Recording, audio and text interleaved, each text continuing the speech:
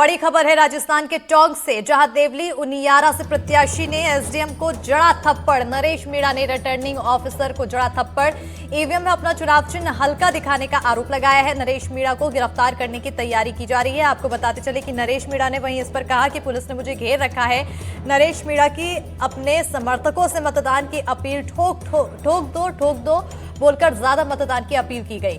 Deoli Uniara Samravata booth से बाहर निकालने के दौरान निर्दलीय प्रत्याशी नरेश मीणा के एसडीएम अमित चौधरी को थप्पड़ मारने के बाद नरेश मीणा को अब पुलिस गिरफ्तार कर सकती है। पुलिस ने नरेश मीणा को घेर लिया है। नरेश मीणा ने अपने समर्थकों से अपील की है कि पुलिस ने मुझे घेर रखा है, ठोक दो बोलकर वोटिंग की अपील भी की है।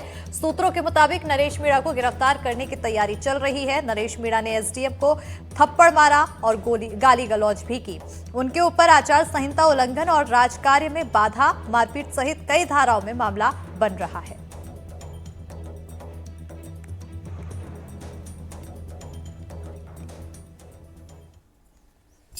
सारी फोर्स देवली उनियारा टोंक की सारी पुलिस मेरे पास बैठी है। मैंने इनको यहाँ बिठा रखा है।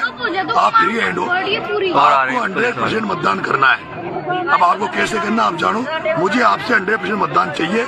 मैं जिस भी पोलिंग पे सबसे ज्यादा मतदान होगा, कल से उन्हीं के दर्शन करने आऊंगा। सबसे पहले मैं यहाँ बैठा हूँ, सारी फोर्स मेरे आगे पीछे डोल रही है। आप निश्चिंत होकर मतदान करें, ठोक कर मतदान करें, जमकर मतदान करें। ठोक दो।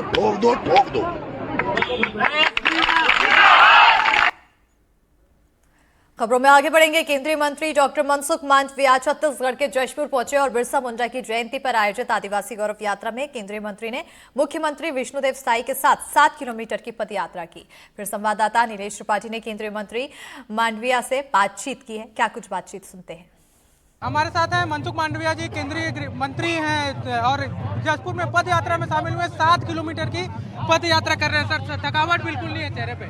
स्वाभाविक है, आप देख रहे हैं 150 से अधिक कॉलेज, 15,000 से ज़्यादा माय भारत के वॉलंटियन यूथ कार्यकर्ता इस पदयात्रा में जुड़े हैं। उत्साह का माहौल है। सब युवक स्वच्छता के साथ, संस्कार के साथ, विरासत के साथ, सेवा के साथ और प्रधानमंत्री जी के विकसित भारत के संकल्प को सिद्ध करने के लिए अपना कंट्रीब्यूशन देने के लिए भावना व्यक्त कर रहे हैं। यही दिखाता है कि देश बदल रहा है, देश आगे बढ़ रहा है और नया भारत का निर्माण हो रहा है। बिल्कुल सर, एक नई घोषणा भी आपने जशपुर को तोहफा देकर जा रहे हैं स्टेडियम का, और इसके अलावा प्रदेश में भी कई सारी अच्छी प्रतिभाएं हैं, उनके लिए क्या है राष्ट्रीय स्तर अंतर्राष्ट्रीय स्तर पर पहचान मिले खेल में। देश के जशपुर और बस्तर जैसे ट्राइबल विस्तार में यूथ में बहुत टैलेंट है। स्पोर्ट्स की, कल्चरल एक्टिविटी के लिए उसके टैलेंट को आइडेंटिफाई करके उसको नेशनल और इंटरनेशनल लेवल पर अपॉर्चुनिटी मिले, उसके लिए भी हम हर संभव प्रयास कर रहे हैं। छत्तीसगढ़ से आपका लगाव पुराना रहा है। आप तो जब सरकार नहीं भी थी यहाँ पे राज्य में, तो आप पूरा जिम्मा संभाले हुए थे। सरकार बनी, अब सरकार 5 साल तक काम करने वाली। छत्तीसगढ़ के लिए क्या तोहफा मिलने वाला है सर 5 साल के लिए? विजन क्या है छत्तीसगढ़ के लिए? छत्तीसगढ़ बदल रहा है, आगे बढ़ रहा है और मोदी जी की विकास की यात्रा में कदम से कदम मिला रहा है। चलिए, तो ये मनसुख मांडविया जी थे जो बता रहे थे कि पद यात्रा का किस तरह से पद यात्रा में शामिल हुए और छत्तीसगढ़ को क्या तोहफा मिलने वाला है। जशपुर से कैमरा साथी प्रवीण साहू के साथ नीलेश त्रिपाठी, एनडीटीवी।